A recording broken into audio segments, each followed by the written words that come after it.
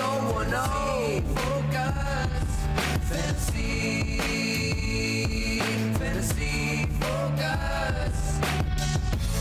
Happy Monday, everybody. October 21st, Field and Matthew hanging out with you. And we are going to, of course, recap all the games from Week 7. We've got one more tonight, the Patriots and the Jets.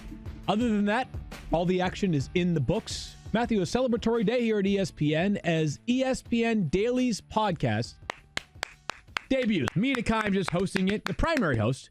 The exclusive host, I think the primary host, but Mina needs a day off every once in a while. Maybe some days they'll let somebody else fill in for her. It's weird because you think Mina needs a day off, and yet the last couple of years has not seemed to indicate that Mina gets a day off. Fair point. Mina made it all the way through. I feel like someone should send a note to Mina's agent, like, maybe negotiate a vacation day or two for her. Well, I believe because the poor thing just works to the bone. She's insanely talented. You and I are both big fans of her personally and professionally. Yeah. And so please give her the 06010 bump. We're very excited for our friend Mina Kimes. She does a great job with a Mina Kimes podcast, which you and I have both been on. I'm going on tomorrow, actually. That's what I heard. And I had a bone to pick with Mina. I saw her the other day. Her and I did an event together on Wednesday, and she says, I got Field coming on Wednesday. His third appearance on the Mina Kimes show. And I'm like, I've only done it once. And she's like, yeah, well, he's more available or whatever. She backtracked, right? A lot of scrambling as soon as Matthew said that. I'm just saying. It's a lot of her defense, or like, here's my retort to that. I tried to send Irv Gotti an Instagram DM. He doesn't follow me, but I figured maybe he just would check his requests and maybe see my name, be like, oh, Field Yates. I definitely got to check that Instagram DM out. I sent him an Instagram DM to be like, yo, Irv, like, are we still playing in that NBA basketball fantasy league this year? He did not respond. Actually, he did see it, but he didn't respond, which is even worse. Like, he acknowledged my presence, but he didn't respond. So, listen, you've got that's Irv, and that's Mina. That's all I'll say. That's Mina. Check out the podcast. It's about the Cowboys today. Rewind. Fantasy news from the National Football League. This is the instant replay. The news of the week really remains that Patrick Mahomes suffered an injury on Thursday night. We now know a bit more about it. So Adam Schefter has reported that it is a dislocated kneecap for Patrick Mahomes. The time frame is what people are asking about now. And on Sunday morning, Adam Schefter reported that Mahomes could return within 3 weeks or less. So let's use 3 weeks as an operating time frame right now, Matthew. Understanding this. So they have a 3 weeks. Their bye week is 5 weeks from now. So it's about to be week 8, 9, 10. Let's presume he misses that. I believe in week 11, they play the Chargers in Mexico City, Monday Night Football. Okay. And then week 12, they have a bye. Got it. So 3 weeks, but could you envision a scenario that it actually prolongs to 5 weeks of fantasy football, given the fact they have a week 12 bye? Sure. It seems reasonable. That makes sense, especially because, by the way, you got to fly to Mexico City, and it's, I don't know, but it's a long flight, and so they just may not want to put his knee. And I think, candidly, how football goes, like, they're not going to obviously put him in a risky situation where they're like, let's get on out there. But my guess is if it's borderline and they've gone 3-0 or 2-1 in this stretch, maybe it's they can be a little bit more patient if they're as opposed to if they go 0-3 in this stretch. So the Chiefs, yeah, that's correct. Like, part of it could be, I don't think they're going to make the timeline beholden to their win-loss record, but the point remains. I'm just saying if it's borderline. I'm not in any way suggesting that the Chiefs would ever risk damage to Patrick Mahomes just because they're like, get on out there and gimp around because we're desperate. I'm not in any way suggesting that. I'm merely saying that, like, if it's just like, could he go? Maybe not. I'm sure Patrick's going to want to get up there as soon as he can. Of course. But, yep. They may allow him to be a little bit more aggressive or more conservative based on what's happening on the field. Let's settle here. Let's call it approximately 3 weeks that Patrick Mahomes will miss. Approximately 3 games in fantasy football. But potentially up to 5. Yep. So let's find a way to discuss these. Well, we'll get to quarterbacks to replace him. We talked about this on Friday after the news initially broke, or after the injury initially took place on Thursday night. We'll focus on the quarterbacks because Mahomes may not be the only guy you're filling in for in just a moment. But first, as it pertains to the Chiefs pass catchers, because right now, Matthew, you've got the best tight end in football, at least I would say the most talented tight end in football in Travis Kelce. What do you You've say got, about my Vernon Davis? Okay, Vernon Davis, second most talented. Right. So Travis On the Kelce list. narrowly edges out Vernon Davis for most talented player Fair. in the NFL. I'll allow it. Tyreek Hill, though. Tyreek Hill has returned over the past 2 weeks. And so what is the value for Tyreek Hill and Travis Kelce, the two players that are staples of a fantasy lineup every single week that are pass catchers for the Chiefs? You don't lose a player as good as Patrick Mahomes and not take a hit in value. Right. You just don't, right? Mm-hmm. I mean, Patrick Mahomes is magic. Having said that, I think Tyreek Hill is still a top 10 fantasy wide receiver. He's still a wide receiver 1. And Travis Kelce is still a top 3 fantasy tight end. Right. If we were drafting today, if you had a draft today for the rest of the year, knowing that Patrick Mahomes is going to miss some time here, and you don't know about, I don't think you get through 3 tight ends, and Travis Kelce isn't one of them. I think it's Austin Hooper, George Kittle, and him. Yeah, I mean, listen, Maybe Darren Waller, Mark Andrews. But maybe not after yesterday. Yeah. But yes, I'm agree with you. Travis Kelce, an unquestioned must start every single week. I think Hill's a little bit more interesting, and not because you're not starting him, but maybe the top 10, maybe a tad richer. I don't know. I guess given that there are bye weeks, there are bye weeks coming in, and honestly, when you think about the elite wide receivers that were drafted. Yeah. When you think about so Juju's been brutal this year. Right. Devontae Adams got a turf toe so far this year. And Tanner Brown's making YouTube videos for a hobby these days. Yeah, I mean, exactly. Mike Evans has, been very up and down. Yeah. Now, Chris Godwin would go a lot higher than he did in drafts, right? And I'm sorry, what? Keenan Allen's been pretty brutal the last couple games too. Yeah, I mean, he's had 4 bad games in a row. So my point is that I feel like, I mean, whatever. Your ranks would be your ranks, but I would have, for my ranks, I would have Tyreek Hill still well inside the top 10 going forward. And I'll tell you why. It's partially because of this. I think people will panic about Matt Moore because of he's Matt Moore, right? He's not an exciting player, and they just know him sort of from his Miami Dolphins days, and also because they saw him perform on Thursday night and he did not look good. Now, he looked really? okay. I thought he looked fine. Yeah. But that's my point, right? It's so they got to that game out and everyone's just sort of devastated. Oh my God, Patrick Mahomes, is he done for the year? People have panicked about this. Here's what I've said. I said this on Friday. I said this on Fantasy Football Now. I will say this again. There is no coach in the NFL that is better equipped for a situation like this than Andy Reid. Right. If my son was a quarterback in the NFL, I would want him to play for Andy Reid. That would be the coach that I would most want him to be there. Because, look, you know what he's done with Patrick Mahomes. You know what he's done with Michael Vick or Donovan McNabb or even Alex Smith, right? Yeah. But think about what he's done with guys like Kevin Cobb, Nick Foles, his rookie year, Nick Foles' rookie year, right? Jeff Garcia, Coy Detmer, Mike McMahon, Vince Young, A.J. Feely, all of those players, all of those quote-unquote scrubs that I think the average football fan would refer to them as, all of them had fantasy games of 20 points or more under Andy Reid. All of them were productive. Kevin Cobb got a big contract from Arizona based on a handful of games that he played for Andy Reid.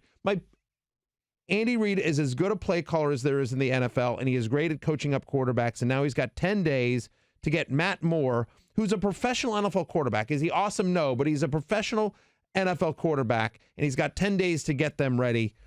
I think Matt Moore will be just fine. And the last piece of this I will say is you saw a small example of that on the Thursday night game where Matt Moore completed, I want to say without the stats in front of me, a 15-yard pass to Tyreek Hill, and then he took it another 40 yards to the house or something like that. One long play for Tyreek Hill. I think it was 57 yards was the length of that touchdown on Thursday night.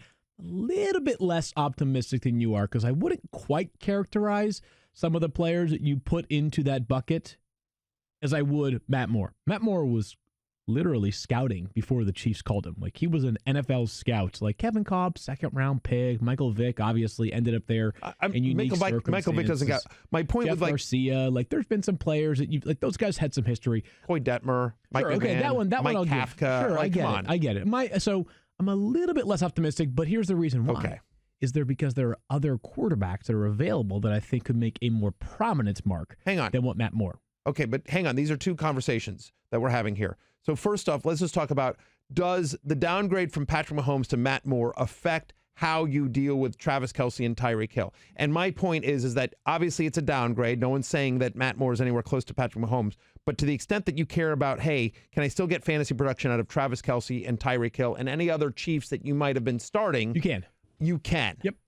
You can based on what they were doing before. Like, whatever. Sure, Marcus Robinson was inconsistent, and so were the running backs. They were dice throws with Patrick Mahomes. Right, exactly. So there's going to be dice throws. Exactly. But that's my point there. As far as who are you replacing Patrick Mahomes with, Matt Moore's on the list, but he wouldn't necessarily be my first choice. That's right. And part of the reason why is there are other quarterbacks that have been playing great of late, but it's not just Patrick Mahomes you are now replacing, because yesterday Matt Ryan, to add injury to insult to the Falcons season, leaves the game in a walking boot after because of an ankle issue. Now, Adam Schefter has reported that Matt Ryan will undergo an MRI today. The Falcons season has gone from bad to worse to deplorable to embarrassing to downright forgettable. The only further step they can go down, they're at the second worst step. Was tanking? Redskins. Dang it, I knew it. Nailed it, Daniel. I mean, you did nail that one. I got you. Good. Avi, right? I mean, come on. Right? I mean, it's like, yeah, it's like high five. It's right, yeah, high five. There you go, virtual high five. Better than ours on air Sunday morning. If you guys missed check out the GIF. You got to check out the GIF. Like, it's really good. Field and I had one of the best / most awkward moments. You and I, how long have we worked together? 6 years, 7 years? I mean, like forever. 6 or 7 years. Something like that. It was our most awkward moment. Most awkward moment of all time. The way that you turned away at the perfect moment and then Field just stared at the camera like, is everybody else seeing this too? It was amazing. It was sort of, to me, it was the embodiment of our relationship. Matthew just kind of ignored me and powering through with whatever he was saying, right? A little bit. That's it. A little bit. So Matt Ryan Anyway, you can both be at if you want to check it out. It's on both of our Instagrams at Matthew Berry TMR or at Field Yates on the gram. So check it out. It's very funny. It's an amazing gift. Thank you to all the fans that pulled that and immediately sent it to us. Good. Well done by you. So Matt Ryan goes down. We do not know how long Matt Ryan is going to miss, but there is at least a possibility that he will miss one game, maybe more. So let's get into the options, Matthew, because all of a sudden we get some good options here at quarterback. As a matter of fact, they will be the top of the waiver wire column today. And also worth noting, right?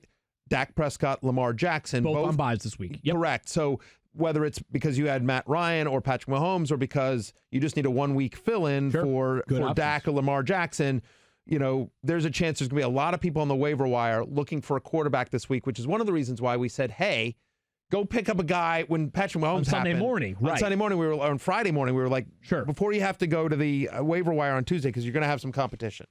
So Matt Ryan goes down, and one name to consider would be Kirk Cousins, the hottest quarterback in football right now. Seriously, over the past 3 weeks, Kirk Cousins, nearly 1,000 passing yards, over 300 passing yards in each of his past 3 games, as you're sitting here watching that GIF. 10 passing touchdowns. That's the most in the NFL over the past 3 weeks for Kirk Cousins. He's completing some 75.5% of his passes. Just 1 interception. They have got 1 healthy star wide receiver. They have 2 star wide receivers when they are both healthy, because Adam Thielen did go down yesterday. We'll talk about that more later.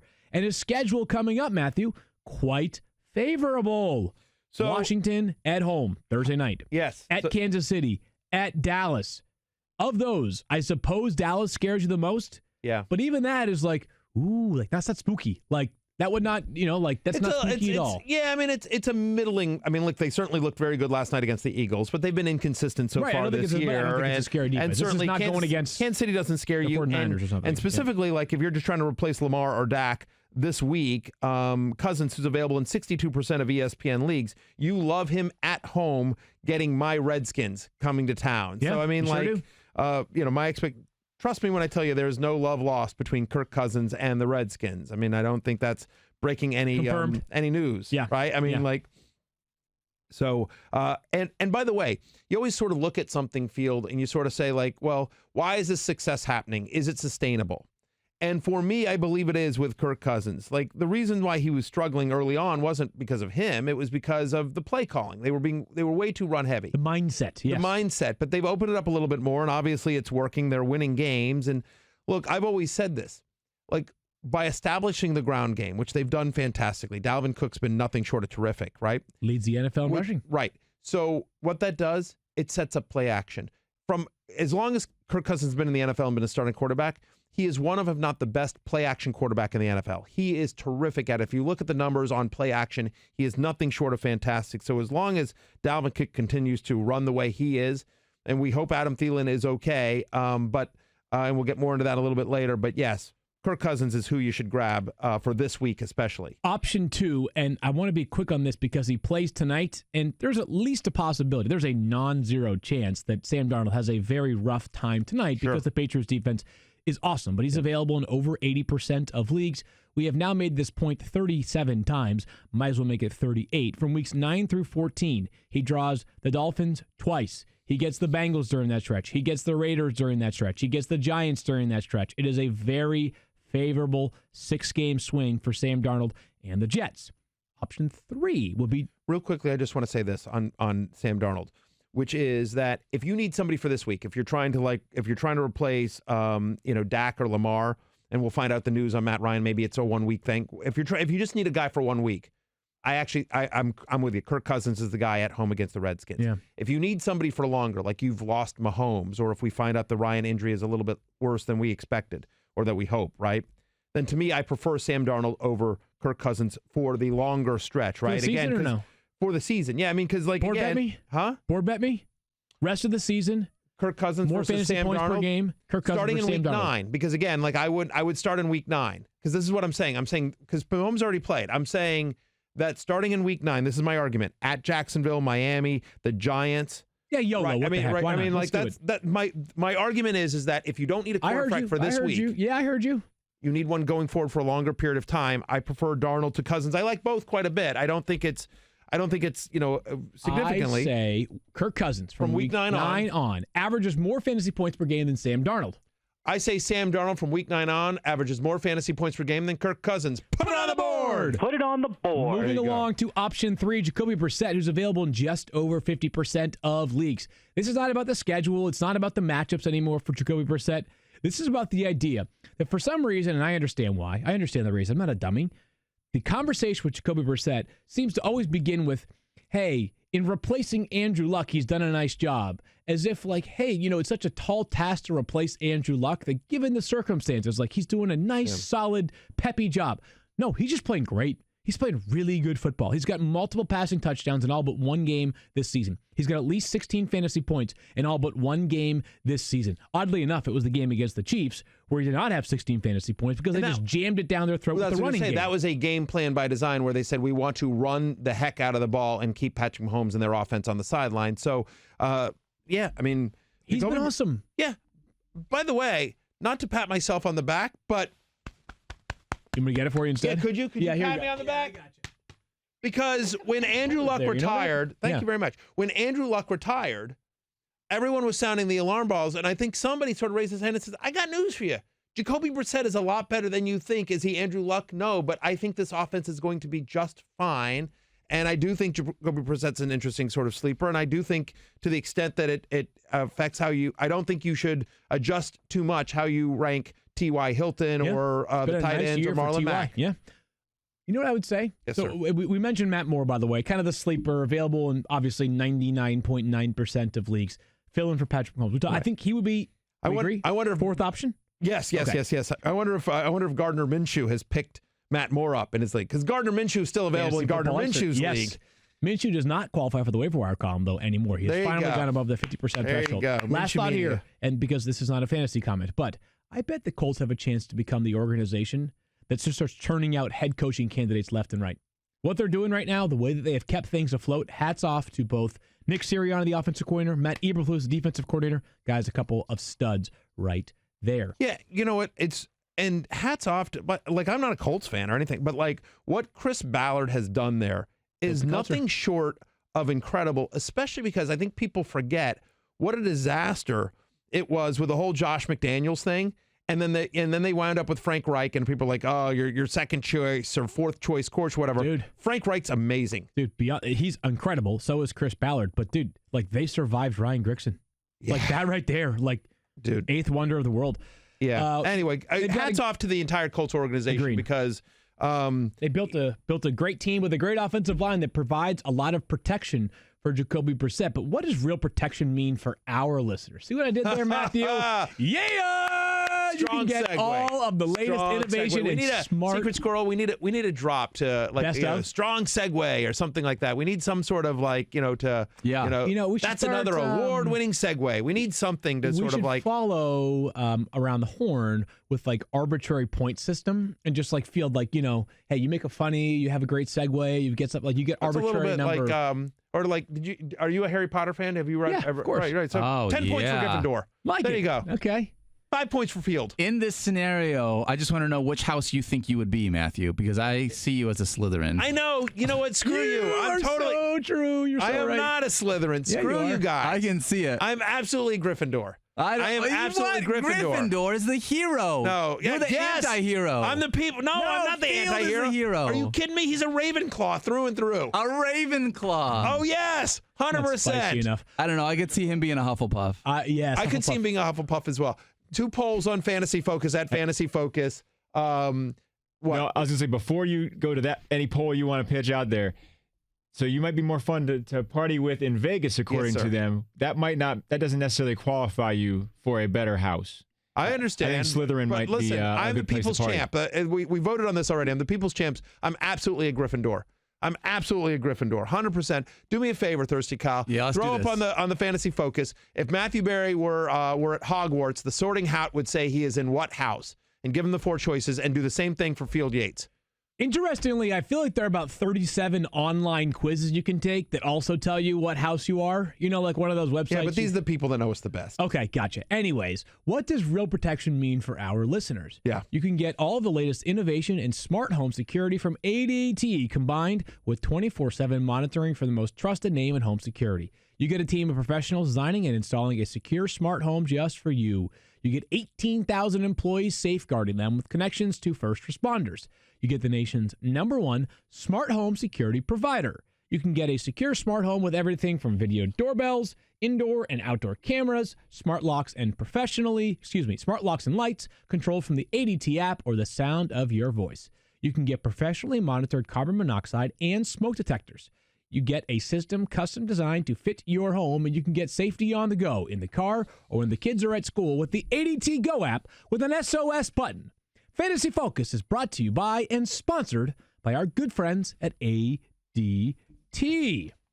All right, back now, and we go to a moment that I have been looking forward to. Matthew, you may not have been, but I am looking forward to this opportunity right here because you know something, Matthew? Chase Edmunds had himself quite a day yesterday. He had 3 touchdowns on the ground. He added 2 catches for 24 yards, 35 fantasy points. That's right, Chase Edmunds, star running back for the Arizona Cardinals, the guy who has been starting for them every single week. He has been the workhorse for this offense. He has been the go-to guy. He has been the most exciting part of this Cardinals offense. It's not Larry Fitzgerald, future Hall of Famer. It's not Kyler Murray, #1 pick in the NFL draft. Nope, it's been Chase. What? Yeah. Chase Edmunds? What is this nonsense? So here's what happened. I'm just going to give you the floor, by the way. I appreciate this. Yeah, I'm going to check my phone. I was okay. You okay? I just want to be clear. I was actually okay for a while. Okay. Which is, so David Johnson gets like the first carry, and look, Adam You want me to Schefter set the reports. scene? No, let's set the scene. Okay. So Adam Schefter reports Sunday morning. Yep. David Johnson expected to play. Right. He was correct, He by had the way. been questionable. He was right. David Johnson, who's questionable coming into the game, is expected to play. Okay. Understand this, that in week 6, David Johnson missed practice on Wednesday. Okay. He missed practice on Thursday. Yep. He got a limited practice on Friday. Yeah. And then he played, went right? out, had 18 touches for 102 total yards Wow. and 2 touchdowns. Wow, that was week 6. That was week 6. Had a monster game so in he's week 6. banged up, but he still does He's banged up. amazing He things, still went right? out, Yeah. right again. Missed 2 practices, a limited practice on Friday, goes out, 18 touches, 102 total yards, 2 touchdowns. Then in week 7, doesn't practice on Wednesday, but gets a limited practice Thursday. It's improvement relative a limited to week 6. practice on Friday. Yeah, also good. Is expected to play. He's active. So you would see he's actually practiced more in week 7 Right. than he has in week 6. And so you sort of expect, again, and all the people, Adam Schefter and all the people that cover the team, Yeah.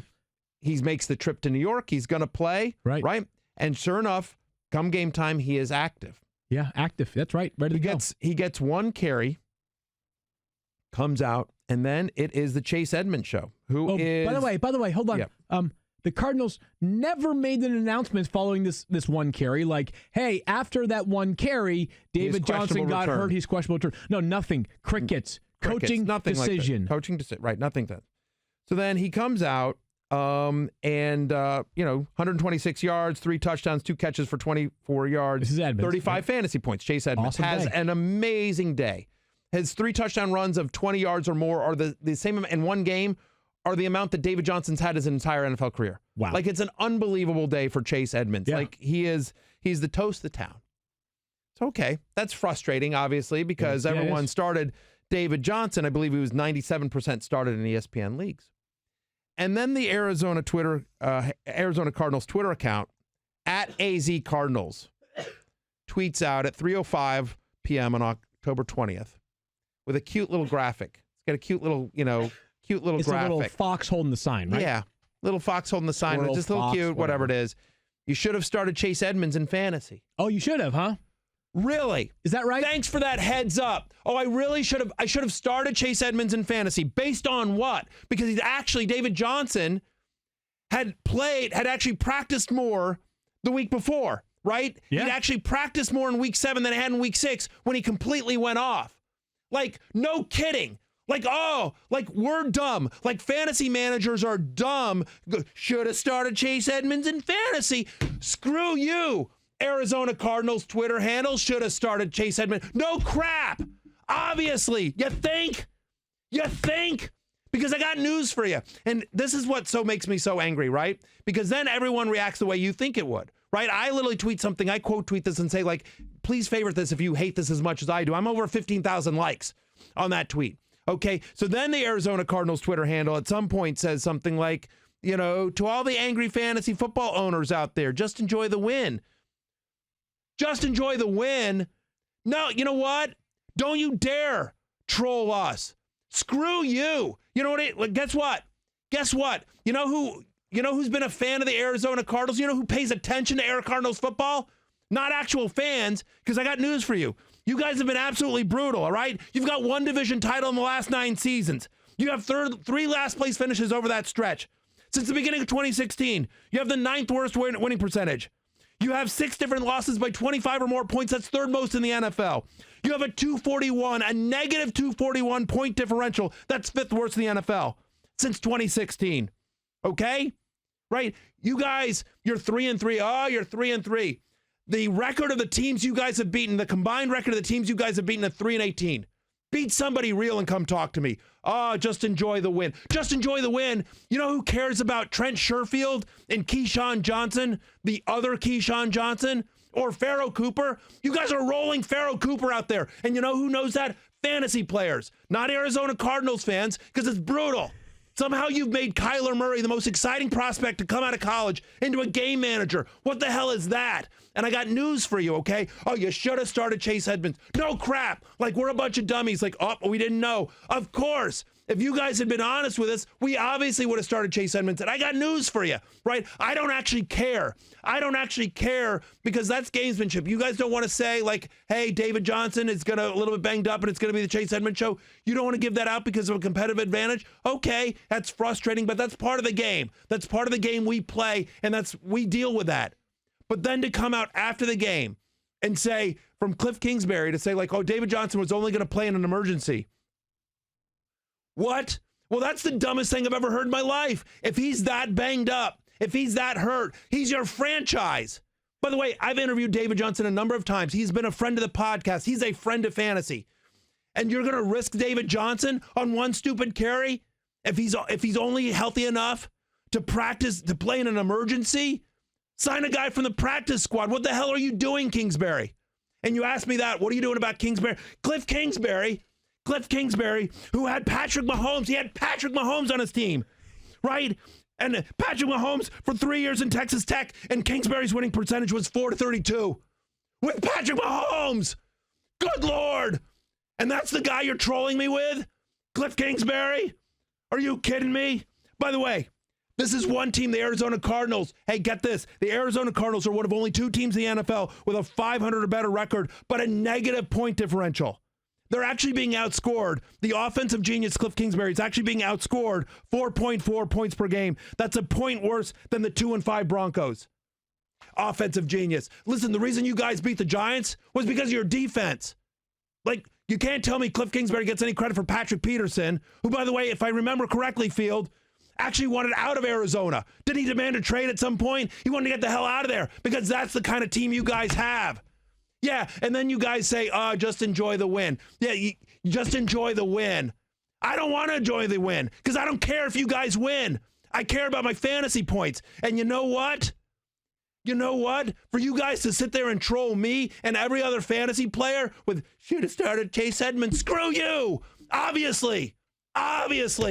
You think? You know, it's unbelievable to me. I don't know who runs the @AZ Cardinals Twitter handle. But if that was me, if that was my organization, and I had somebody in my organization that tweeted something like that brought that much hate and that much negative attention to my organization, that person would be gone. I don't understand. Like, I never want anyone to be fired, but good God, that's the most tone-deaf tweet I think I've ever seen in my life.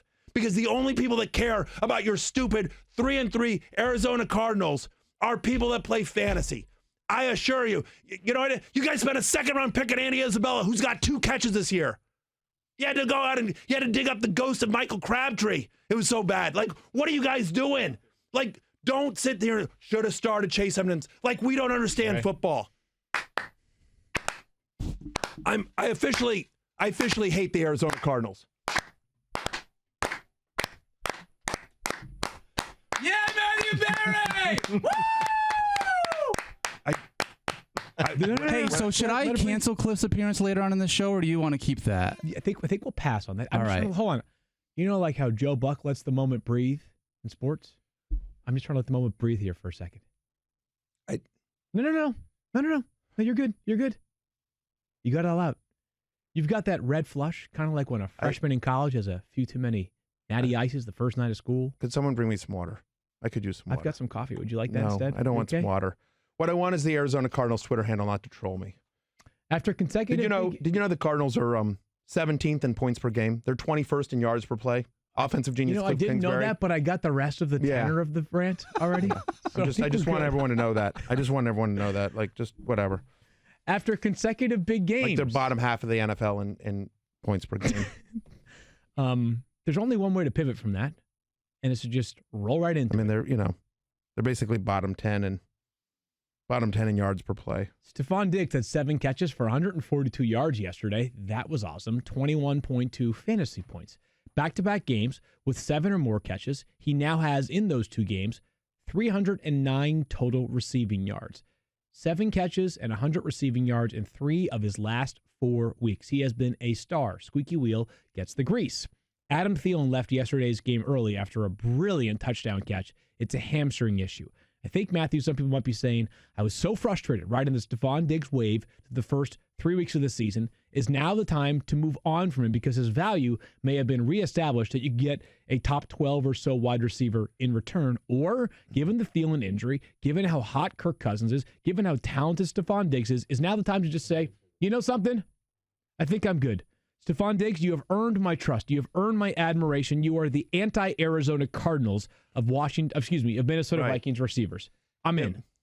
Yeah, I think so. Look, it's hard for us to sit here and recommend Kirk Cousins as a pickup and somebody. You just picked Kirk Cousins more than Sam Darnold the rest of the year. Like, so I assume you are pro Stefon Diggs because yes. If you think Diggs is a mirage, by the way, as big as his game is, it should have been even bigger. He dropped a touchdown. Still a tough catch, but a tough catch. He should have had it. Not an obvious drop. Not an obvious drop, but like a receiver of Diggs' talent should have been able to catch that. And I agree with you. Is there going to be some inconsistency? Of course there is, but their schedule gets pretty good. And it's not like he's a flash in the pan.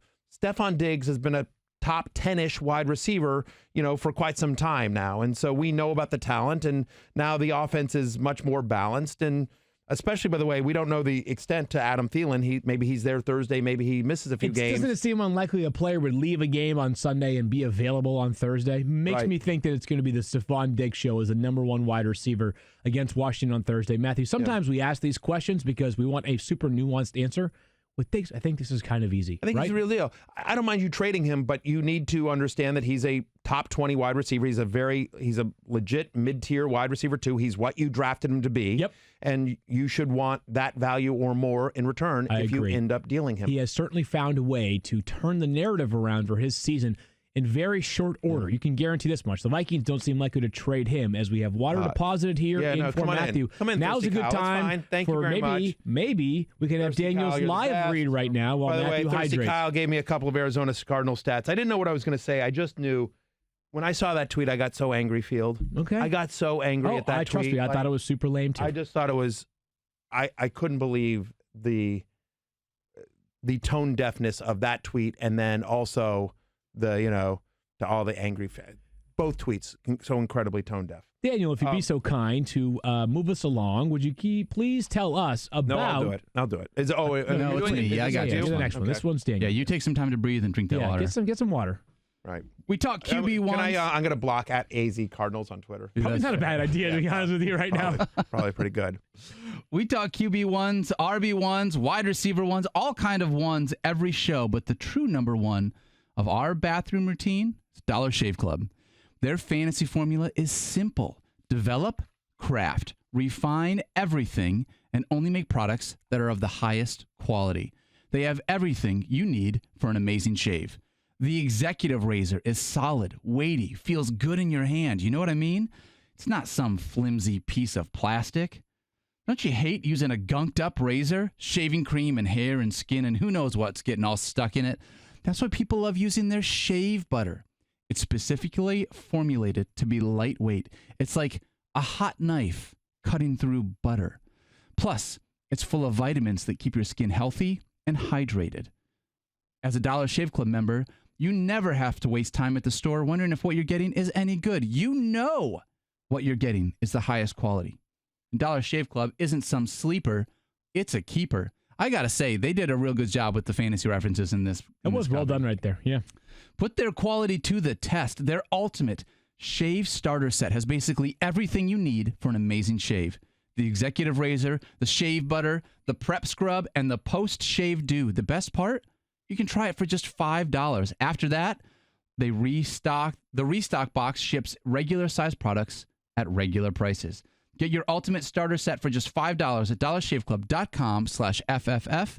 That's dollarshaveclub.com/FFF. So every week we have weird things that happen in fantasy football. I guess what before I say we move weird. on, hey, are we putting up? I want the poll on Field too. What house he should be in? I see. I'm only the only one up there. Oh, okay. Yeah, I got Field. I got you. All right, double poll coming at Fantasy Focus. So every week things happen unexpectedly in fantasy football. Not just Chase Edmunds dominating and having 35 fantasy points, but players who semi-pop out of nowhere. So let's get through three, Matthew, and I'll kind of give you the opportunity to describe it as something, nothing, or I'm filing it away, but I'm not doing something about it at this time. Devante Parker now has 3 straight games with a touchdown catch. I know, this is the same Devante Parker, and as I wrote in the waiver wire column that will be up later today on ESPN.com, we've all been aboard the carousel that is the Devante Parker experience prior in his career. This is his 5th NFL season. Are you buying into the idea that maybe, possibly, Devante Parker has become something? Because here's what we know about the Dolphins. They're going to throw it a ton every game because they're going to either be losing or playing a close game seemingly every Sunday. So, yes and no. Okay. So if the question is, do I think Devante Parker could potentially be a usable fantasy asset? Yep. Yes. Like, do I think from this point forward, do I think he'll, do I think there'll be weeks where he has productive fantasy days? Sure. Do I think it's, a little bit of a fluke? No. Do I want any part of him? No. Interesting. Because, and this is just, look, fantasy, as you just saw from my conversation about the Cardinals. I feel like I'm you're so a balloon emotionally that's just been spent. popped. Well, emotionally spent. Like, I'll and like, all I'm thinking about is like, I feel like there's other points I should have made. Like, I feel like, you know what I mean? Like, I feel like there's other points I should have made. It's actually pretty remarkable that they only had 2 running backs on the game day roster. 2. Right. Anyways, we got to keep going. No, and David Johnson should have been inactive, and it's just like, I mean, like, here's the thing. It's not like this is the point I should have made, and I didn't because I just got so worked up.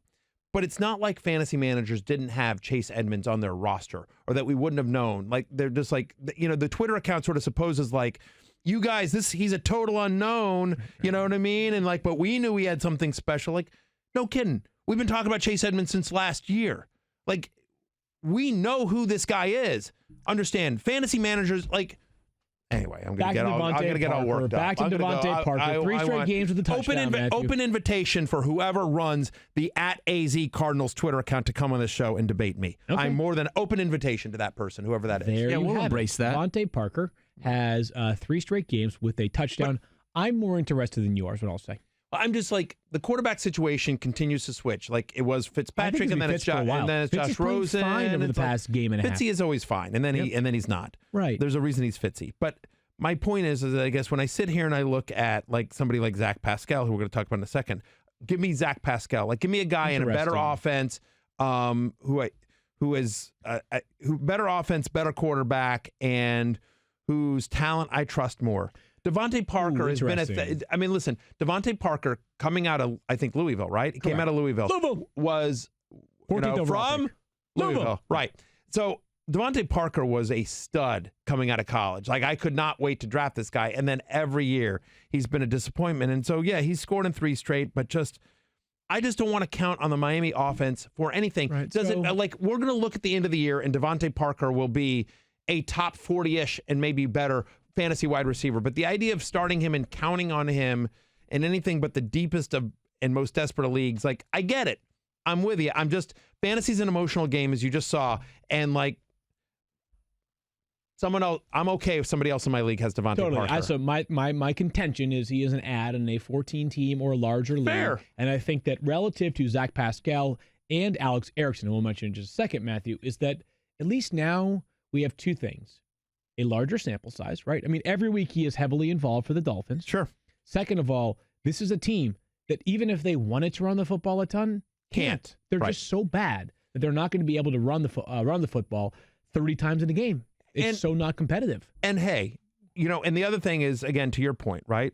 So Devante Parker, who is an emotional player, let's leave it at that. And it's a new regime in Miami, right? So, Brian Flores and offense coordinator Chad O'Shea, there's easily a chance that Devante Parker, there was a disconnect with previous regimes that isn't there now, that maybe there's more of a connection that Brian Flores and Chad O'Shea have figured out a way to get the most out of Devante Parker, whose talent has never been questioned. The consistency and sort of, there's other pieces to it there. But so to that point, yeah, I get it. But I prefer Zach Pascal. So here's the reason why I'm less in on Zach Pascal as of this time is that in Indianapolis, I think all things being equal, their number 2 wide receiver would be Paris Campbell. Once he gets healthy, he gets up to speed. Maybe that takes a full year. Second of all, when Indy does what they want to do, they are running the football all the time, right? Sure. They are one of the run-heaviest teams in the NFL, 6th highest so far. Mm-hmm. And I saw some quotes from Frank Reich to Albert Breer of the MMQB this morning, basically saying, like, we thought that what Houston was going to tempt us to do was win with Jacoby Brissett's arm yesterday, and that's what we did. They know what the book is on them, which is why I just think that, if one of these players is more likely to see 7 targets per week, I don't think it's close. I think it's definitely Devante Parker. Pascal may be a comparably talented player and probably has a more stable situation, right? Better chance for touchdowns because the Colts are a better offense. But just when you're playing a player in a 14-team or larger league as like a quasi-desperation flex play, I think I'm banking more on opportunity than I am on total skill, if that makes sense. I guess so. I mean, the thing about Pascal is over 11 fantasy points in 3 of his 4 games so far this season. He had 6 catches in week number 7. I get it. They're a run-heavy team. The entire season. Yeah, of course. Yeah. I mean, to your point, it's taken a little while. But we've always said we thought a number 2 wide receiver would emerge opposite T.Y. Hilton. In the offseason, we thought maybe it's going to be Devin Funchess. They signed him to the big deal. He gets hurt. They also draft Paris Campbell. I'm like, well, maybe it's going to be Paris Campbell. Yep. And then Paris Campbell gets hurt. He's been a little bit inconsistent his rookie year. And maybe it's Deion Kane. Maybe it's Chester Rogers. Well, maybe it's Zach Pascal, right? Maybe, yeah.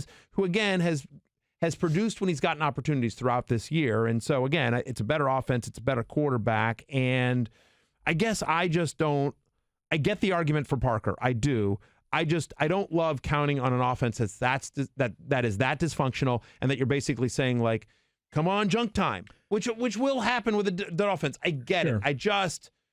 I don't know. Well, I mean, maybe the next conversation could be a quick one as well, because Alex Erickson was awesome for the Bengals yesterday. 8 for 137 after 11 catches for 109 yards in weeks 1 through 6 total.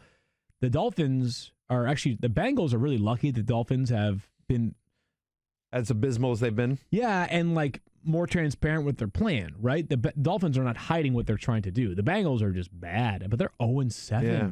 The Bengals are just an abomination, so I can't imagine. They are, but I will say this. I like their Twitter account. Hey, Cincinnati Bengals. They're not trolling fantasy players. That's right. Did they put up a sign? You should have started Alex Erickson yesterday? No, they did not. They did not. There you go. By them. Well done, Bengals. At Cincinnati Bengals, whatever they are. So let's just, Matthew, can we just land here? Once is just an aberration. If it happens again next week, we'll pay more. It's just to me, the Alex Erickson thing was more concerning about Tyler Boyd and Auden Tate, who obviously were fantasy productive. 3 for 65. He was fine. He was fine, but I wish they'd looked for him a little bit more. I feel like every time Auden Tate catches one, you're like, wow, what an amazing catch. Yeah. I don't understand why they don't. 6 targets yesterday. I think this is a flash in the pan from Alex Erickson. And by the way, at some point, A.J. Green's going to come back. So So they play the Rams in London this week, and then they're on a bye. So you wonder does A.J. Green come back for that game after the bye for the Ravens game? The Ravens would be the earliest we'd see A.J. Green. That's my guess. Yep. So we'll see. Anyway, but yes, we both agree it's a little bit of just a fluky game for Alex Erickson. Let's keep it on the Bengals with Joe Mixon, who actually managed 7.4 fantasy points yesterday. Wow. And I'm telling you, it's a miracle. It really is, because he had 10 carries for 2 yards. Think about that. His average carry yesterday traveled 3.6 inches. 10 carries for 2 yards. Show the people at home what 3.6 inches is. I don't know. Is that like probably about, I don't know. Matthew, you're such a jerk. Joe Mixon, 10 carries, 2 yards, a 2-yard touchdown catch. I just looked at Daniel. Yesterday. That's all I did. Okay. Gotcha. All I did was look at Daniel. Hello, sailor. Just looked at Daniel. His upcoming schedule is the Rams. We just mentioned, but it's not a lot. It's at 3.6 inches. It's not a lot. It's bad. It's a bad number. Pathetic. Joe Mixon, especially when you talk about running backs. Joe Mixon, can you even? I mean, should you drop him? Should you be on your bench? Like, what do you do here with Joe Mixon? How can you possibly play him? You can't play him. You can't play Joe Mixon. Saved by the grace of a 2-yard touchdown catch yesterday. We've been saying for a while that we think Mixon is a sell high. And now, wait, we have? I certainly have. I've talked about Joe Mixon like I want out of the Joe Mixon business for a long time. We haven't called him a sell high. Yeah, but it's not a sell high because he's not high. No. I believe what I said is going into the Arizona game, because the Arizona Cardinals stink.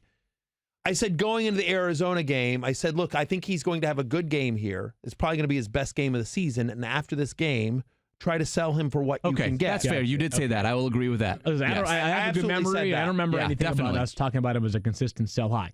I think no. But I've been talking for a while that I mean, you will back me up, right? I am 100%. You did say that. Keith agnowledges. Yeah, you thought he would have a good game, and therefore you would be able to sell high on him. The problem is he did not have a good game. He had. I think he had one of his best games of the year, though. I mean, he's been brutal all year. Like for him.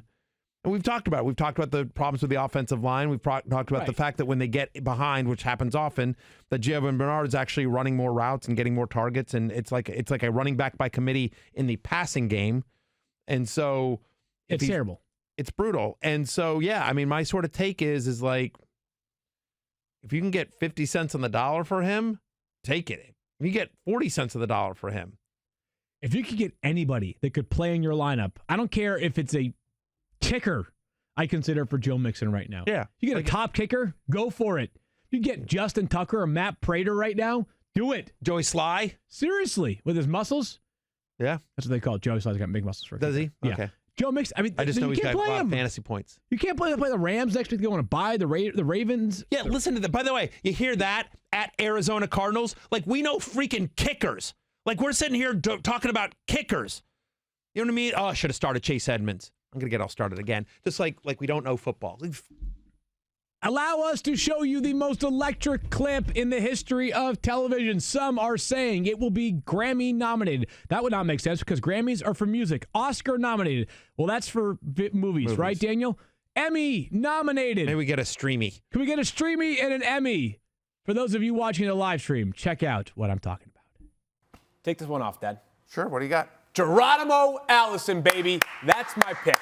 Between those two, give me Geronimo Allison. I got to be honest. That's actually who I was going to pick. He's had more touchdowns this year. It feels like there's more of a. Oh, there you go. Yay! That wasn't awkward I was looking at Will. I was talking to Will. I didn't really. It's okay, so there you go. Not the first time I would have been left hanging. Oh, good. Well, I look forward to seeing that on the internet Didn't I have Chris for a long Hemsworth? time. Yeah, I was gonna say, that'd be we'll great. see that on It's the a internet gift right for a there while. waiting for it. Pretty much. Fantasy, you in the 06010. Focus. Fantasy focus.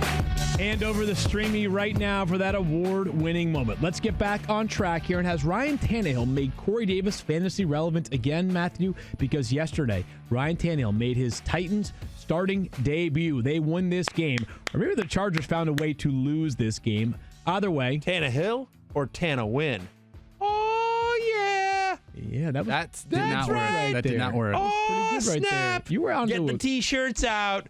Send it to the copyright office. No. Oh, yeah. Nope. Ryan Tanna win. You Tighten were up. on a bender up until that point. I think that one might not be one to store in the archives. But By the way, Tannehill, I'm begging people here. I'm like, so far, Hufflepuff is winning. Like, don't put me in Hufflepuff, you animals. Like, do me a favor. Like Matthew, the sorting hat puts people in the house they're supposed to be in, all right? I'm definitely a Gryffindor, but I even prefer Slytherin.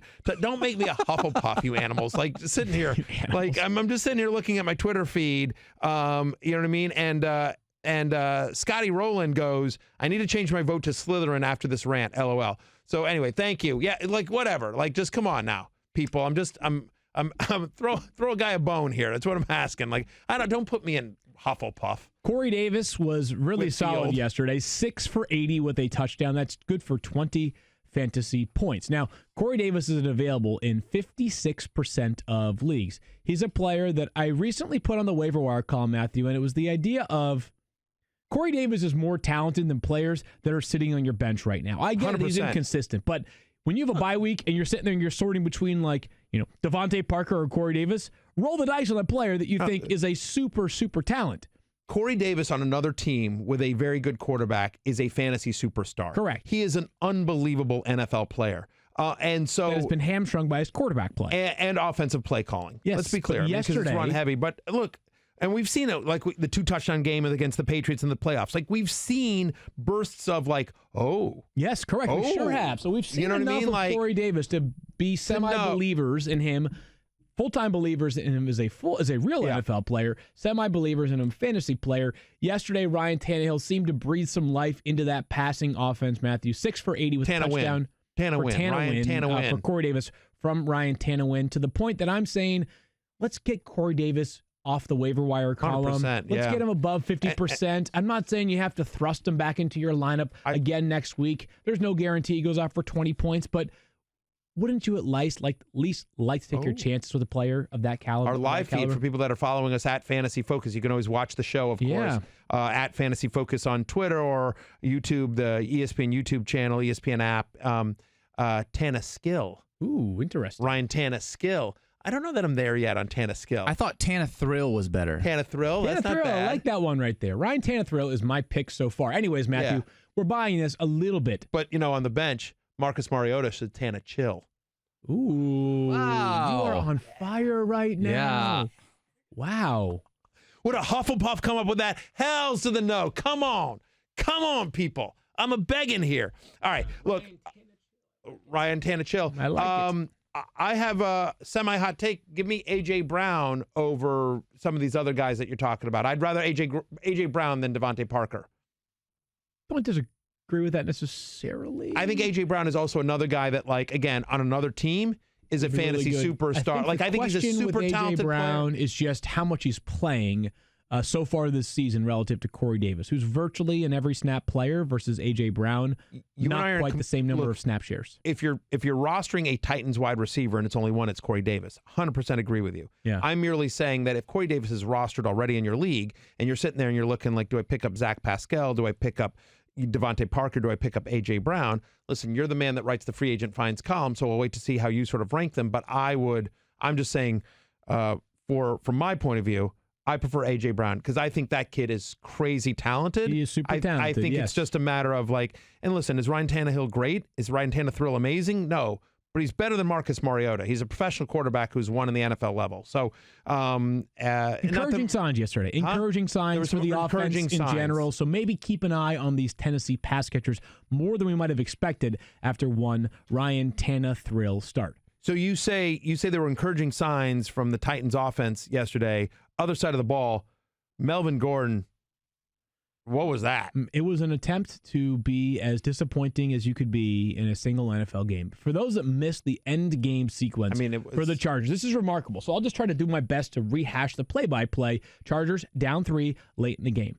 They have an opportunity to go up. They have the football at like the 18-yard line maybe. Something like that, yeah. I think it's actually 1st and goal this time, and they throw a pass that Austin Eckler catches and dives for the end zone. It was close, but his butt landed like a yard short. Sure. So they end up with an opportunity. 2nd and goal at the 1-yard line. Enough time to run a couple of plays, obviously. They're out of timeouts. Out of timeouts. Important. Right. Out of timeouts. So every play call you make needs to require a subsequent play call behind it if you are going to, like, if you're going to run the football. Get in. Right. You don't get in. So, like, the thought process was like, why don't you throw? Because if it's incomplete, then it stops the clock. You get another shot. No problem there. So on their next play, they run the football with Melvin Gordon. Now, they did not stop the clock, obviously, because it's a running play. However, it was so close that they reviewed the play to see whether or not he got in. It was ruled that Melvin Gordon, again, came up short. It was the side of his leg, which counts as a knee or an elbow in football, that was down just a matter of inches short. So now there's like 7 seconds left. So now they go back to the well, and they have the opportunity to run another play. And what do?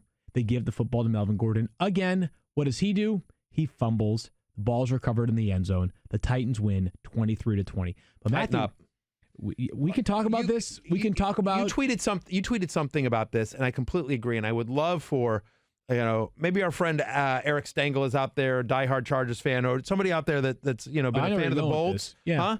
But just like you said something to the effect of like, I don't know that there's a team in the NFL that has had more disheartening, brutal, agonizing was the word that I used. Yeah, and I said, I don't know there is a team. I said, I swear the Chargers have more agonizing losses than any team that I can remember. Now, and I completely agree with this, by the way. But I heard a lot of people. I heard a lot of Browns fans. I heard a lot of Falcons fans. I heard a lot of Lions fans. I had this conversation with Keith beforehand. The Browns have lost more for sure. Sure. But they've gotten waxed a ton, right? Exactly. Same with my Redskins. We're never close. We don't lose agonizingly. We do dumb things. We do boneheaded things, but it's like 30-17. The Falcons have the worst loss of anybody I can think of. Obviously, the 28-3 is the worst loss. That's the most difficult to recover from. They have not yet recovered. The Lions have a beef, I think. The Lions are at least in the conversation, but the Chargers. I mean, listen. You think about the Saints and the bad pass interference call in the championship game last year. Could have gone to the Super Bowl. I mean, that affects legacies and that kind of stuff. Of course, and I get it. Still, you think about the Patriots lost in the Super Bowl. David Tyree, I mean, but still, I think the Chargers. I'm with you. The win. The Chargers 100%. have this crown, not necessarily a fantasy. So here's my question. This is what I wanted somebody to do. I wanted someone to rank the most agonizing losses Chargers losses of all time, because they've had some crazy, ones with penalties and missed field goals and wacky plays and like so many Phillip Rivers memes over the time. I mean, but anyway, and gifts. I don't know if last night or yesterday afternoon was the most agonizing loss in Chargers history, but it's got to be top 5. It was very Chargers. It was very on brand for them. And here's what I'm going to say, Matthew, and I've already made this concession, or this I've sort of I've figured out that I've lost this battle, is that here's the good news for Austin Eckler, is they're just playing a wide receiver now. They're just basically, they're throwing him the ball so much, 7 for 118 in the touchdown yesterday, split out wide, getting 5 carries. I will say this, as a ball carrier, I can understand some of the value of Austin Eckler, of Melvin Gordon getting more carries than Austin Eckler. Some of the value.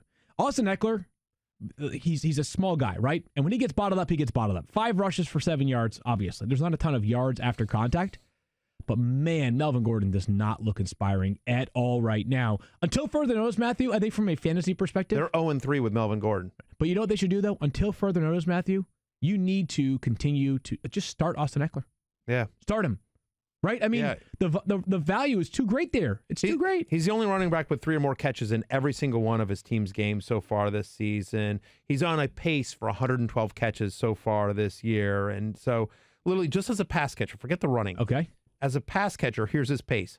112 receptions, 1,115 yards, Insane. 9 touchdowns. That's basically 2018 Travis Kelce. It's insane, Matthew. He is unbelievable as a pass catcher. I just hope that they continue to utilize him in that role and not that they turn to other players when they get healthier wide receivers. So here's a question for you. Okay. Because we both agree, Austin Eckler, and we've been saying this. I mean, it's one of the reasons why Melvin Gordon made the hate list. I'm like, coming into this week I was like, before I trust Melvin Gordon as a must-start RB and more than just kind of a cross your fingers and hope flex. Yeah.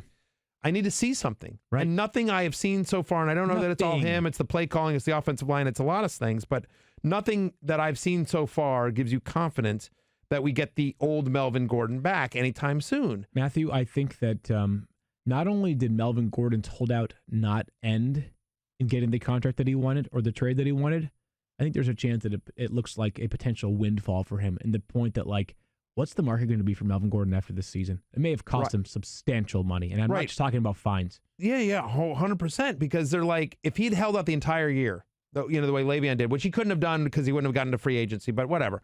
But like, the memory of Melvin Gordon certainly gets more money than what we've seen the last 3 games get. Right. In that case, it'd be the rare case of dancing with the devil you don't know. As opposed to the devil you do know, right? Right. What are the chances that the Chargers just give him $1 million to go back to holding out? You know what I mean? Like, it's not the $12 million he wanted, but we were better without you. Here's some money. Please just keep sitting on the sideline. You know what's crazy for the Chargers? And I know that, again, they have been agonizing for so many years. The Chiefs were 4-2. Patrick Mahomes got hurt. Now, they won that game 5-2. They're 5-2 right now. The Chiefs have the Packers Denver's done. And the Vikings coming up. There's no, I mean, I don't know. Maybe the Chiefs do find a way and they just keep plowing through their schedule. But would it totally surprise you if the Chiefs are 6-4? No. There was a chance here for the Chargers. There was a chance. There was a grand opening. The Chargers have Phillip Rivers in the final year of his contract, which, not that I think he's going to go anywhere, but like Phillip Rivers is no spring chicken. Like, take advantage of this window, this opportunity, a 1-year slot. You went to Arrowhead and beat the Chiefs last year. This is so disappointing. No longer a fantasy football conversation. Start Austin Eckler and pray when it comes to Melvin Gordon. Hang on, but just as long as we're talking about the Chargers and we're talking about the passing game with Austin Eckler, 4th straight game that wasn't great for Keenan Allen. I know. Don't worry. And by the way, so I love Mike Clay, and if he were here, what I would ask him is like, listen, and Mike Clay, Mike Clay is Mr. Regression to the mean, right? He is Mr. Regression to the mean, and by the way, he is right a lot more often than he is wrong. Like, a couple of weeks ago on Fantasy Football Now, I remember him talking about, hey, Aaron Rodgers, and of course, 6 touchdowns later from Aaron Rodgers. So he is Mr. Regression to the mean, and he is right a lot more than he's wrong. But Fantasy Football Now Monday, he was like, this is the Mike Williams week. And I feel like he's been saying that for a month now. Yeah. This is the Mike Williams week. Like, at what point do we give up on Mike Williams? Mike Williams is Devante Parker with 3 extra inches of height. I gave up on Mike Williams at the start of this season, and I made that very clear on this podcast. Mike Williams is Devante Parker at 6'5", right? Yeah. And so my question is like, what do you do with Keenan Allen? Like, I feel like you got to keep starting him. But again, it's been 4 bad weeks. It has been 4 bad weeks, but you keep riding the gravy train with Keenan Allen because you know that at the end of the season, he's still going to have 100 or so catches, 1,200 yards, and 7 or 8 touchdowns. It was a nice game for Hunter Henry, though. That was good to see. The guy's a total stud. I was super nervous when they got down in close. I'm like, oh, God, they're going to throw a little screen to Hunter Henry. I'm playing Schefter in the War Room League, and he has Hunter Henry. Yeah. So I think I'm going to end up winning that one because Carson Wentz just killed him, and thank you, Darren Waller the baller, carried me. But, yes, I was super nervous in the War Room yesterday as thinking that Hunter Henry was going to get a touchdown there at the end. Candidly, should have. They should have tried to throw it to Henry as opposed to running it with Melvin Gordon. It just doesn't seem like it was particularly smart. Something that is smart. 2 points there. Yep. is people that sacrifice taste for performance. You don't need it. Stop sacrificing taste for performance when it comes to sports nutrition. The BodyTech brand has flavors as mighty as you are, like cereal-inspired protein and more, all powered by leveled-up taste technology and only at the Vitamin Shop. Now you can save on pre-workouts, aminos, protein, and other sups backed by the BodyTech brand's quality promise. You can use the code ESPN2019 for 25% off your entire purchase at vitaminshop.com or in-store until November 30th. The BodyTech brand, no limits. Offer cannot be combined with any other coupons. And just so you know, Vitamin Shop is SHOPPE. There's a E. Vitamin Shop is SHOPPE. It's like old-time English from when you were That's growing right, up, Matthew. vitaminshop.com. I'm surprised you gave the workout read to me, Secret Squirrel. Well, I saw the word cereal in there, so I thought it would fit well with you.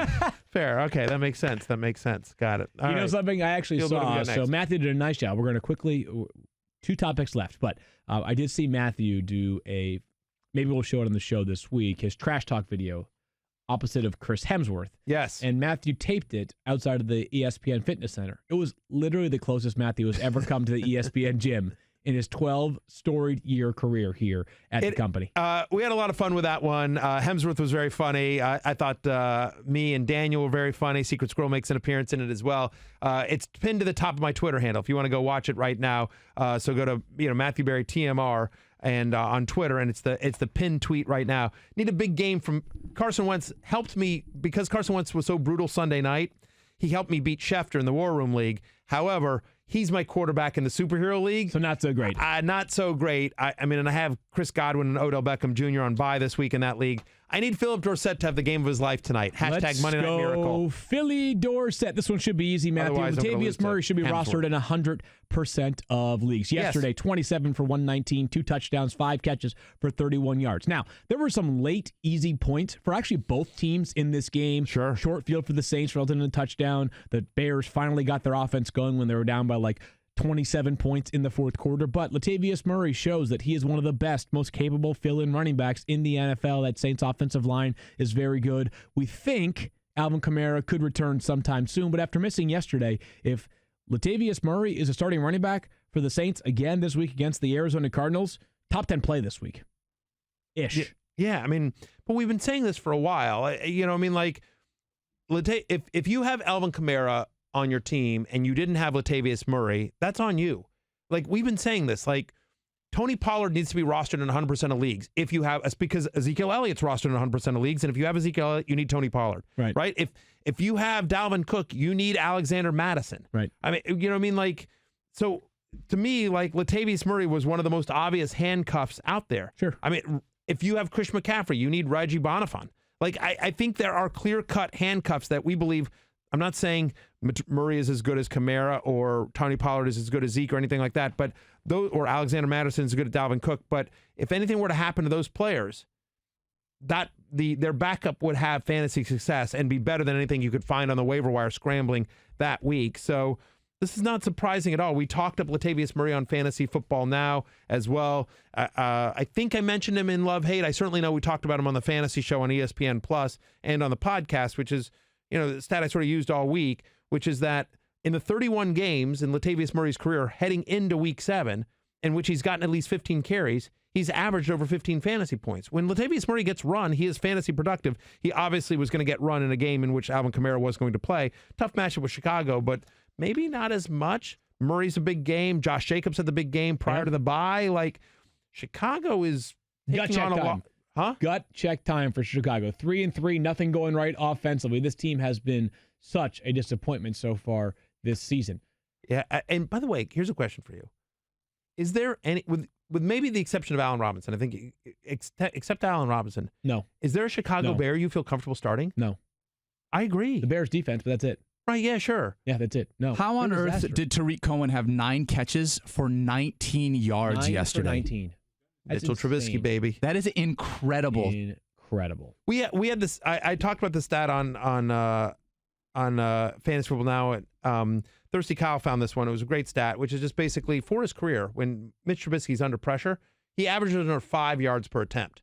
Yeah, brutal. Like I think it's 4.8 yards per attempt, and so that's what that is. That's how you get 9 for 19. Just when they're under pressure, what did Patrick Mahomes and Deshaun Watson average per attempt? Do you know? think more. Oh, more than that. 4.8. More than, Yeah, it's already 4.8. That's Over tough. 4.8. Last one here, but not sure there's a ton you can do about this one right now because you probably invested a lot in this player, and he plays a position that's really difficult to find replacements. But regression is hitting Zach Ertz hard right now. 2 catches for 38 yards last night. There's this weird thing that goes on with the Eagles because they have 2 tight ends who wear 88 and 86. 2 numbers that when you're watching on TV look very close to each other. Sure. They also both wear like the forearm shiver sleeves. They also both have a comparable body type. They also play the same position. When Dallas Goedert catches a pass, I'm like, yes! Catch for Zach Ertz. Oh, wait. That was Dallas Goedert again. It's hit him hard, Matthew. And again, I don't know what you can do about this, but this is something you foresaw going into this season. Yeah, he was on the preseason hate list. We talked about the regression, and so I don't know that it gets better anytime soon. Here's his upcoming schedule: at Buffalo, home to Chicago, a bye, and then New England. Yeah. So, I mean, do you think you could get, if there's somebody in your league that's willing to trade for him based on name value, thinks they're, quote, selling high, hey, I'll give you Zach Ertz for Darren Waller, want to, if you approach it this way, if you're like, hey, want to sell high on Waller and buy low on Ertz, do a swap, you know what I mean? Or even You could not do that, but here's what I think you could do. What? Is that I think there are people that there are some dumb people out there. I think you no can question, do that. but here's what I would say, because I'm in this position now in the War Room League. Yeah. I have Will. You have Ertz? We had Will Dissly. No. We had Will Dissly as our starting tight end, right? We had Jordan Reed and then Will Dissly, and then he gets hurt, and obviously we're turning to another option. We had Foster Moreau yesterday for the Raiders, right? Who scored for you guys? The cheer that Field let out when Foster Moreau scored was unbelievable. Really I don't think I've ever seen him that excited. It was really exciting. And I've been at his wedding. It was really awesome. Okay, that's a good point. And I've been slightly more excited. I would probably overpay for Zach Ertz right now because it's so desolate, right? So desolate a tight end in that league, right? So that's what I would think I would be doing. If you have Zach Ertz and you can find somebody in your league that is so bad at the tight end spot, maybe you have Zach Ertz and maybe you added Darren Waller on waivers, or maybe you added somebody early on in the season, Mark Andrews, somebody that is an equal or comparable fill-in. That, not saying you're benching that player most weeks, but you're flexing that player most weeks. That's how I try to approach it right now. Yeah, I think that's fair. Because you might be able to get not a premium wide receiver, but we might overspend on Zach Ertz if somebody offered him to us in the War Room League. Because again, it's Foster Moreau, who we picked up because we decided we did not want to play Tyler Eifert yesterday. Yeah, I mean, here's the thing. So far, his average finish this year is tight end 12. He has just one top 3 week. Right. Here's his finish by week this season, starting with week 1. He was tight end 16, tight end 5, tight end 12, tight end 7, tight end 3. Okay, great. Tight end 16, and then heading into Monday Night Football, he's tight end 22 for the week. Now, he had a big play that just, that they'd originally called a catch, and then upon review, it got overturned. He'd only gotten 1 foot down. So, they took a couple of shots. And look, the entire Eagles offense just got punched in the face. Yeah. It was bad and out of sync. And when they get Deshaun Jackson back, does that I think they really missed Deshaun Jackson. Because that opens up the offense, but it's a passionate fan base, so I feel like I've heard a lot of analysis of the Eagles offense. They miss a lot of things right now. The offensive line isn't playing great. Deshaun Jackson has been missed. Alshon Jeffrey was poor last night. The running game is fine, but man, they just seem to have no rhythm right now. No. So I guess, again, not saying you just have to part ways with Zach Ertz, but I think my strategy would be, if you are in a spot where you can, I know I use the word sacrifice a bit gratuitously here, but if you can part ways with Zach Ertz, the strategy might not be to try to collect 100 cents on the dollar, but it might be if you can, if you're okay with it. I think prey on somebody that has bad tight ends. Right. I think the way you're presenting it, I think is right. If I can just present basically what you said in a slightly different way, which is instead of trying to get another tight end, right, for Zach Ertz, that in essence what you do is go to a team in your league that's really desperate at tight end, that doesn't really have a tight end, and trade him Zach Ertz because you also don't really have a tight end. Right. I mean, that's what we're saying. His average finish is tight end 12 for the year. So, but he's got this big name. So maybe somebody in your league who's not doing as much research as they should, maybe okay, yeah, Zach Ertz, maybe he's not as great as he was last year, but he's better than what I got rolling out there. And then you could be I'll go pick up Darren Fells, who, by the way, probably going to be just as good. Certainly more upside with Ertz, but sure. You could live with Darren Fells, right? Especially because if you improved somewhere else, or you I'm making this up, right? You're able to trade Zach Ertz for like a legit solid wide receiver, right? And then you take another one of the wide receivers on your team and trade that for a tight end to somebody else. You get DJ Moore for Zach Ertz, and then you trade somebody else that you're replacing DJ Moore with and get a lesser tight end than Zach Ertz. Maybe you get Hunter Henry. Maybe you get, Walker Greg Olsen. Yeah, players like that. We got to go. Good show today by you, Matthew. Great rant by you today. We're back tomorrow. We got a quick update, actually. We got 7 hours left on that Twitter poll, but just so you guys know where we're at right now, Matthew Berry, 47% says that he is a Hufflepuff. If you look on the screen there. Wow. Huge Hufflepuff. Slytherin in second place at 29. Gryffindor coming in last place at 10. Hit me with the goods, Daniel. Give me. At Fantasy Focus if you want to do that. You know Let's go and look and see what I'm Field going to is. do a Hold rant on you guys tomorrow. I'm going to do a rant on you guys tomorrow. Field, the users, all of our viewers say, Gryffindor, 36%. Let's Field go. is a Gryffindor. 36% Hufflepuff, 8% Slytherin. So, come on. 7 hours left at Fantasy Focus. They're doing Go this on. Just to troll me. They're doing this just to troll me. You know that is? Hey, it's a bunch Daniel, of Cardinals fans voting right now. They're doing this just to troll me. Daniel, I need you to book J.K. Rowling for the show tomorrow. Oh, yeah, okay. I'll get right on that. I need you to book J.K. Rowling for the show tomorrow. Just send her an email. On tomorrow's show, not only do we have J.K. Rowling, we also have a recap of Patriots and Jets, waiver wire ads, and plenty of news pending the updates from later on today. We will potentially a response from the Arizona Cardinals. For at Field Yates on Twitter and Instagram, at Daniel Dopp on Twitter, and at Something to Break on the IG, at Keith Lipscomb on Twitter, at Kyle Soppe ESPN on Twitter. I am at Matthew Berry TMR on all forms of social media, with the exception of the Fantasy Life app, where I'm merely at Matthew Berry. Fantasy Show on ESPN Plus will be posting later today, so be sure to check that out. Peace out. You're in the 06010. Never gonna hustle in case you didn't know. Matthew Berry, TMR. You guys go ahead, give me grief for being on SportsCenter for 45 seconds. I think you could do better than me because I don't think you could. Jailbait, Field Yates. You're terrible at hashtag improv. At Field Yates. At Field Yates. Stefon